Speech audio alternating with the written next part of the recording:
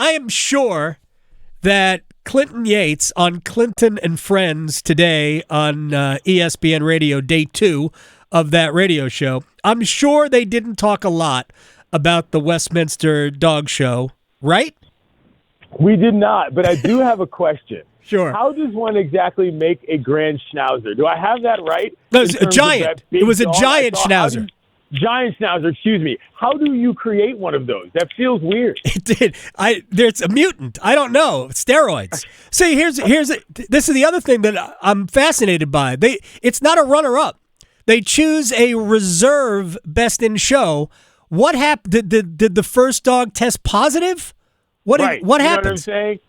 So for PEDs, perhaps, yeah. in the DOG community, that's a very interesting thing. So you never know. You guys can explore that on the show.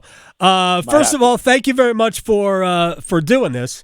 Obviously, it's great to do day 1 coming out of the Super Bowl. There was a story last night that I saw from Mike Florio on ProFootballTalk.com doing it like a deep dive investigation into the voting for Super Bowl MVP.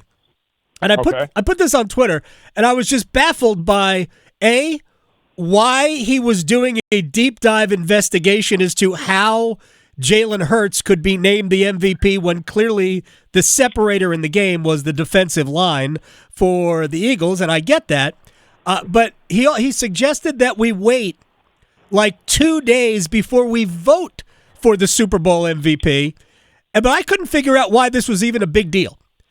Well, I think it's a big deal because a lot of people get really caught up in a lot of awards. I'm not that kind of a sports fan. I mean, I think this falls in line with things like Halls of Fame and various things like that. And when you find out that, for example, even in the NFL regular season alone, that a guy like Josh Allen wins the MVP when he wasn't the first-team All-Pro at the position, people start to have questions. So I do understand why certain people might be interested in some level of transparency, but for a game MVP award, one in which a lot of kind of random guys have won, if you look back over the years, and for those of you who know, I'm sort of a baseball guy. Yes. The World Series MVP is often also a relatively random award. And so there is some interest there, but, you know, you got to do something when football season's over. So content is king. I totally understand. Yeah, no, I got it too. I just couldn't figure out why. Can you imagine waiting 2 days to name the Super Bowl MVP? I just didn't understand. I didn't understand that. No, that is bizarre behavior, and that would not be how I would do it if I had to change anything. Clinton Yates is joining us here on the Adam Gold Show at Clinton Yates on Twitter. I knew you were a baseball guy, so we will get to baseball in a moment. What has obviously Super Bowl day 1? What has been something that you have gravitated towards over the last couple of days? Luka and the Lakers is obvious, or is it the protest inside of the Mavericks arena where they're kicking fans out because they're mad that they traded the franchise? Dude, it's honestly been a lot of both. Obviously, I'm based in Los Angeles. Big shout out to ESPN 710, our home station there. But the Luka trade, I mean, it has really turned people on their sides because folks are excited. As you know, the Lakers are big on stars, and star power is major out here. And so getting Luka wasn't just a basketball thing. It was as much a personality thing as anything. And you saw that first night.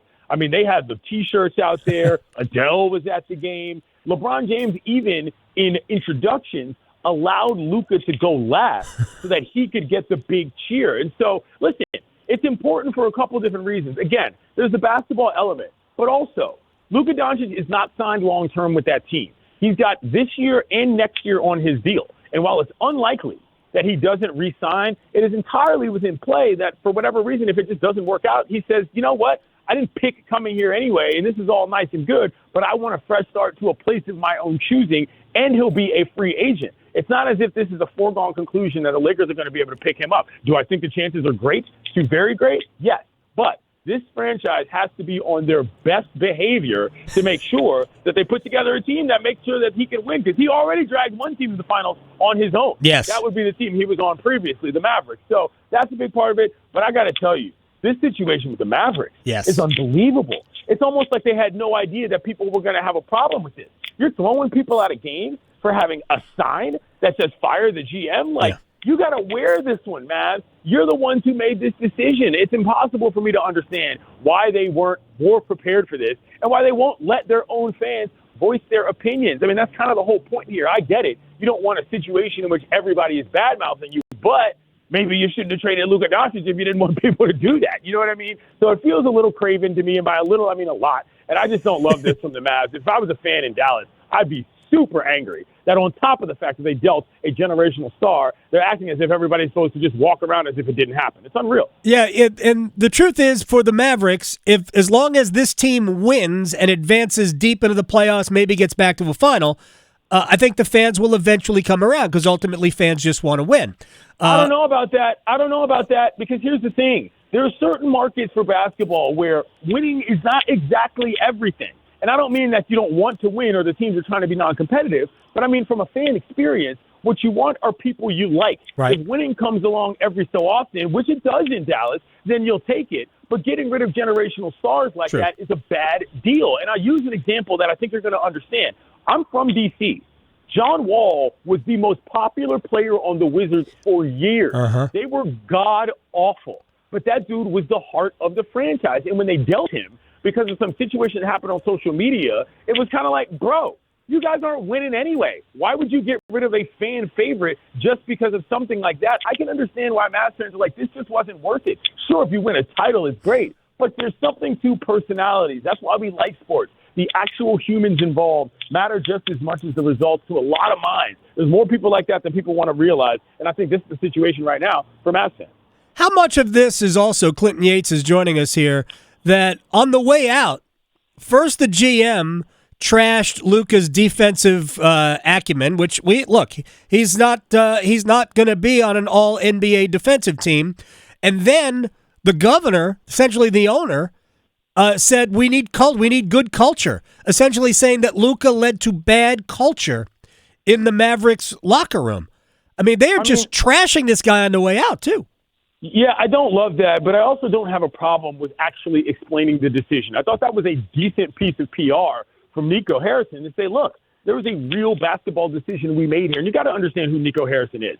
He was Kobe's guy at Nike. Never mind the fact that Rob Pelinka, the GM, was Kobe's agent. So we're talking about a guy who, when looking at superstars in the NBA, has a certain standard. And if they looked at Luka and said, all these first-team All-NBA honors are great, but we just don't think you got it in terms of what could potentially be the situation with signing him to a Supermax, I get it.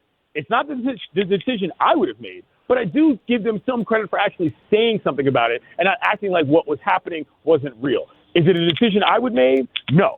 But they did at least explain it, and I do think there is some merit to that because they got rid of all the guys that he had around the franchise in terms of his trainers and all these other people. And if you're saying this guy doesn't fit our culture, okay, but you better be able to define what that culture is on the other side, because if he comes out here to L.A. and next thing you know he's a reformed man and everybody loves it and they've got rings galore, then you look like idiots with egg on your face. That's the concern, is that if you're wrong, you look stupid, not that you actually explain what you were doing. All right, we're going to close on baseball with Clinton Yates, ESPN Radio, Clinton and Friends, at Clinton Yates on Twitter. I have a kicker to this, but I'm going to start with Aaron Boone and the Yankees, who called out the Dodgers for being classless. It basically comes from a podcast in which, I don't know, was it Taylor was saying the Yankees played bad defense. Everybody knew their defense was bad, which is true. Their defense was bad all year, and in the playoffs, base running and defense will lose you games, and the defense definitely lost the Yankees at least opportunities to win games in the playoffs. But Boone says we'll be classier if we're able to win the World Series. I think they have to win a World Series first. Right, and I talked about this on the program this morning. This is a total crock for me. I don't know who died and made the Yankees the classiest organization in baseball. That's a complete falsehood. Let's not forget, this is a team whose fans grabbed Mookie Betts' arm during a play in the World Series to the degree that that guy got banned for life from the stadiums all across the league. I just didn't get this at all. It's like, nothing anybody on the Dodgers said was wrong. You guys completely blew it in that fifth game, in the fifth inning. Everybody knows what happened. It'd be one thing if guys are just taking pot shots at stuff that wasn't exactly explicable, but it was. It was literally the reason why they scouted them that way, and that was what they were going for. It was completely effective. So for me, if I'm a Yankees fan, I don't want to be thinking about what that last opponent said. Your mind is in a totally wrong place as far as this next season goes. I didn't get that. I felt like it was a little bit beneath Booney, to be quite honest, a guy who's a baseball generational dude. Stop it. Stop talking about the Dodgers. Talk about the guys on your own team, because you let yourselves down as much as anything. Yeah, I don't know if it's beneath him. I think he is in some ways petty. That's fine. I mean, I got no problem with it. I don't know that it was beneath him. I think it's part of his personality to be kind of defensive and lash out. Remember, they are blanking savages with the Yankees. Never forget. Final thing, as a DC guy, are you secretly rooting for the Mets this year because of Juan Soto? No, man. The DC teams at this point are the teams of my youth. I moved to L.A. I'm 43 years old. That 2019 season was a magical year, and you got guys like Soto who are on the teams, guys like Rendon, who it feels like hasn't even played a game of baseball since he left. You got that hip situation today, an all-time bag stealer, that dude is. But I love the game for a lot of different reasons. It's not just the teams. I love college baseball as well. Big shout-out to my man Ryan McGee, who said to give a shout-out to the Enloe High School Eagles, because you know he's from that neck of the woods. We're always in Omaha together. So baseball as a sport writ large is what I first fell in love with in the world, and it's what I like. The teams, well, they're just the guys that play the game, so you'll love to see it. Clinton Yates, best of luck to the show. Hopefully we can talk again down the road at Clinton Yates on Twitter. Thank you very much, man. Sounds good. Have a great day, gang. You too.